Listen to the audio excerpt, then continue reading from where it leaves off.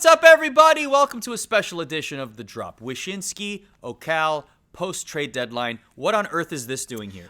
This is something that I found here in the bowels of ESPN. We're doing it in one of the basements. 16 buildings, 16 basements, 16 teams in the Stanley Cup playoffs. What does it all mean? I don't know what it is. I just found it to be a delightful trinket that could maybe distract you from all of this. You know what I mean?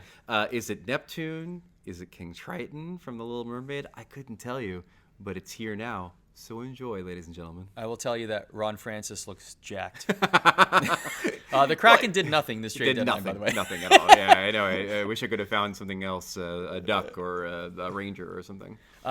So, for the purposes of this episode, we're going to talk about the trade season in its entirety. Mm-hmm. Because, as you know, the trade deadline day did not produce a lot. No. But the trade season certainly did. Arda, we went from it being Christmas morning on the trade deadline to it now being NHL trade Hanukkah. 8 crazy nights of trades and celebrations. But again, do you prefer it to be spread out, or do you prefer it to be all one day? My perception is way different than yours. You're covering it on a regular basis and writing about it. Yeah. I bet you hate trade Hanukkah and love trade Christmas because it's just jam-packed into one day. As a fan, I love it all spread out. Yeah, I could have done without, there being a trade every night for the last 2 weeks to have to write about. Occasionally ones that happen. There were trades that happened at 11 o'clock at night on the East Coast, and they didn't get confirmed until 10 o'clock the next morning. I could do without that too. But I gotta say though, the thing I do love about it, Arda, is that we had such an all-in trade deadline. We had players moving and picks moving and teams getting super aggressive, a disturbing amount of draft picks. My friend Chris Peters put it best when he said, there are Eastern Conference general managers that are trading picks that are so far in the future, I'm legitimately afraid they know a meteor might hit the earth. They know something that we don't. And that's why they've taken this fatalistic attitude towards the trade deadline that they've never taken before. So let's break down the Eastern Conference Royal Rumble that will be impending in the playoffs. Let's talk winners and losers overall for trade deadline season. Yeah. Pick a winner. Boston Bruins for me. The rich got richer, the best got better. A steamroller decided to trick out the steamroller with flames and spikes on the roller itself. Look, I will not be the 100th person to make the Dmitry Bobby Orlov joke, although I guess I just did. But he's a great addition, man. He's a physical defenseman, a puck-moving defenseman, played really well for the Capitals during their playoff runs, and now he's with the Boston Bruins and makes that group even better. Garnet Hathaway, who they got in that trade with the Capitals too, bolsters their bottom six, great physical player, and a guy that a lot of teams, including the Tampa Bay Lightning, wanted to go for. And then the Tyler Bertuzzi trade, don't let the name fool you. He isn't the biggest hitter in the world, but he is a great, solid, playmaking left wing for a team that all of a sudden found itself without Taylor Hall. So all those moves made the Bruins better, and they're already a team that achieved 100 points in the regular season faster than anyone else in NHL history. It's nuts how good they are. Yeah, they're breaking records left, right, and center. A team that aspires for playoff success is my winner in the trade deadline season. That's the Toronto Maple Leafs. Toronto! They have acquired every single defenseman in the league, so congratulations. I don't know how you're going to fit them all under the cap, but good luck, Kyle Dubas. But really, there was a consistent flow of the Leafs get this player and that player and adding depth here and doing this. Ryan O'Reilly, big acquisition. Huge. Proven Stanley Cup champion, Conn Smythe winner, has more points per game in the postseason than in the regular season in his career. Yeah. So they definitely will benefit from having him in the lineup. And you talked about this on our TikTok live on NHL ESPN, the leadership that he brings to the team as well. So I would say for a team, we'll get to that in a second, for a team that is really all in, and this is a year that if they don't find any playoff success, you certainly wonder what the front office and even the roster will look like next season. Certainly, Kyle Dubas did a heck of a job to prepare them for the playoffs in the Eastern Conference. The rings in the room thing is cliche, but in this case, I find it to be very important.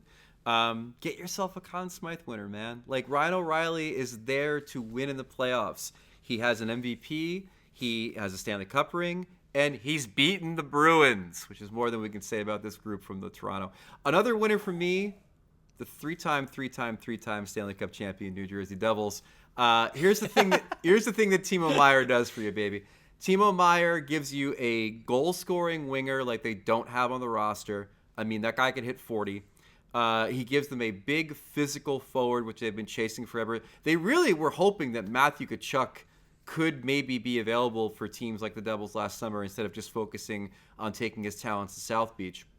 And then they get a guy who also has been through the wars. I covered those San Jose Sharks series against like the Vegas Golden Knights. Like that guy has seen Devils Rangers West, and he'll be prepared for the upcoming first round war against their arch rivals. So all those things are great. They didn't have to give up Simone Nemec, Luke Hughes, Dawson Mercer, Alexander Holtz, none of their blue chippers to get him.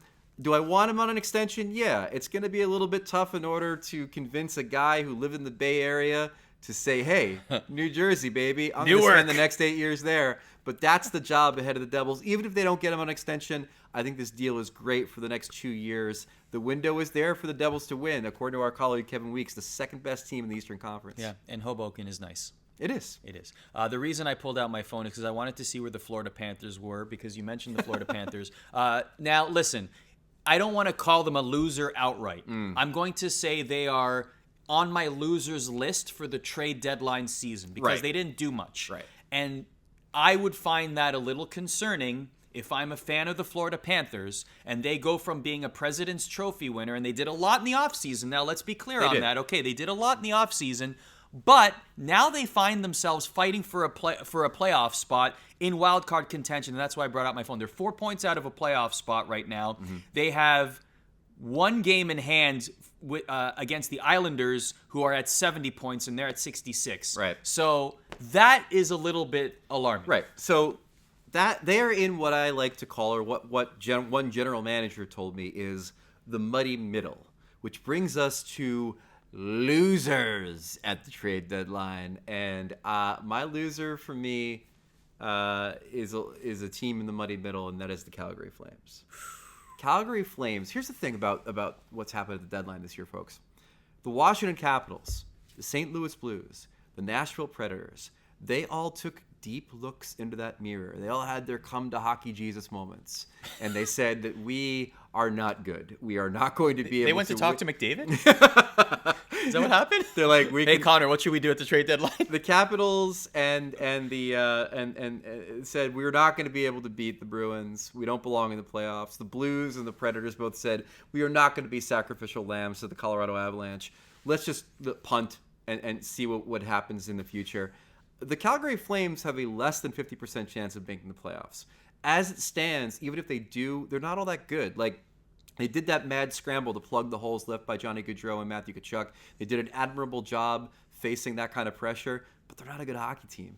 And what they should have done is flip guys like Tyler Toffoli, for example, at the deadline and get assets that could maybe help them reload in the summer, or even look at what's going to be the next phase of the franchise. To stand pat and not even improve your team, that's the real purgatory of it all, Arda.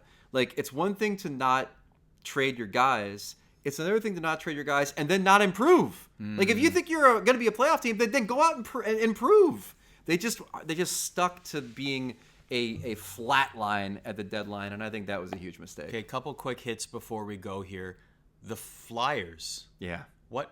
Like, this whole James Van Riemsdyk JVR thing, he's joining the Red Wings. He's not. The trade is off. The market wasn't there. What Fletcher said afterwards, like, what happened? It was a mess. It was a mess. And again, like, you think about other guys like Provorov and others that could also move to kind of move the Flyers into the next phase. I just think there is absolutely no faith in Chuck Fletcher right now to be the guy that's going to be able to move those pieces out and get what they need. My quick hit, want to mention the Jacob Chychrun situation. I can't call the Senators a loser. They got a really good player. They did, and I think they're going to be better for it in the short term. And I can't call the Arizona Coyotes necessarily a loser either, because I think they got a decent return on him, with the caveat that they didn't take on any money and didn't want to. The loser is the Jacob Chychrun hype. This guy asked for a trade in 2021. We've been waiting for a trade since then. We've had all these rumors about what the trade was going to be, what the return was going to be, all these things. And then we come to find out it's a bunch of draft picks. And we also have this guy who's a pretty good player elevated to like elite status. I'm sorry, he's not quite there yet for me. So I'm going to say a loser on that one. That does it for us here on this special edition of The Drop, the trade deadline postmortem special, winners and losers. Let us know your winners and losers in the comments below, and we'll see you next week. Take care.